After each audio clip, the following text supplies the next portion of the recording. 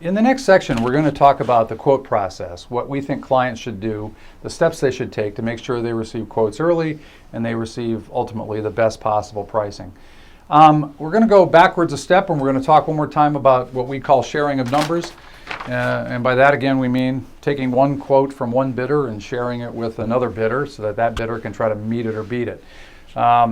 We really think at the very outset of any quote process, if you're going to involve multiple brokers, you really should commit to not sharing numbers with anybody.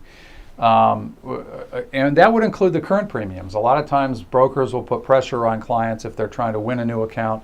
The brokers will try to obtain what the current pricing is. They'll try to get copies of the policies, including the expiring premiums. Or they'll flat out ask, what are the expiring premiums? And they might make a case that they need those. We don't think they really do. There's very, very rarely an occasion where there's a legitimate request for expiring premiums.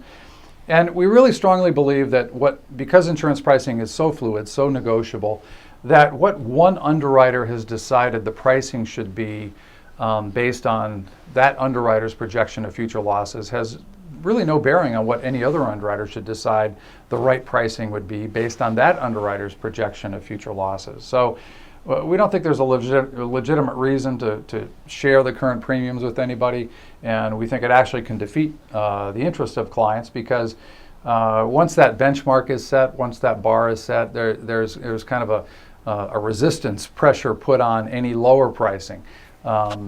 So we strongly encourage you not to share current premiums along with any other premiums with different bidders. You know, a lot of times too, the current broker, well, not only the current broker, but typically the current broker will ask for what is called in the industry last look. You may have even heard that term if you've handled the insurance for your company. And last look is really a reflection of the fact that 75% of the time or so, when a broker can find out what the lowest price is from any bidder, that broker can go to their best underwriter and usually come close enough to win the business.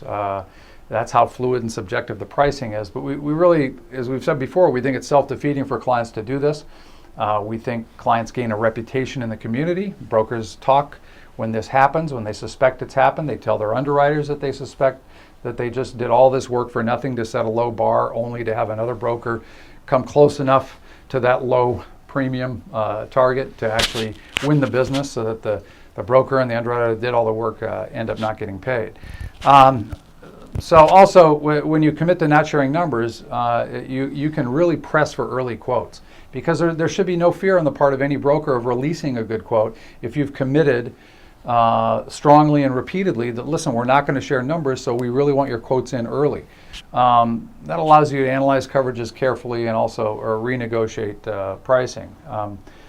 One last point on that, make sure you understand that clients do tend to gain a reputation in the underwriting community about whether they do or do not play fair, whether they share numbers. And when you develop a bad reputation as someone who's not worth working on, you may not realize it, but you'll have good competitive underwriters declining to quote your business because they feel that it's really kind of a waste of time. You can also develop a good reputation if you're very forthcoming with a commitment and you repeat the commitment that you're not going to share numbers. Underwriters can find a real interest. They feel like it's a fair opportunity, and more underwriters will be aggressive to write your business.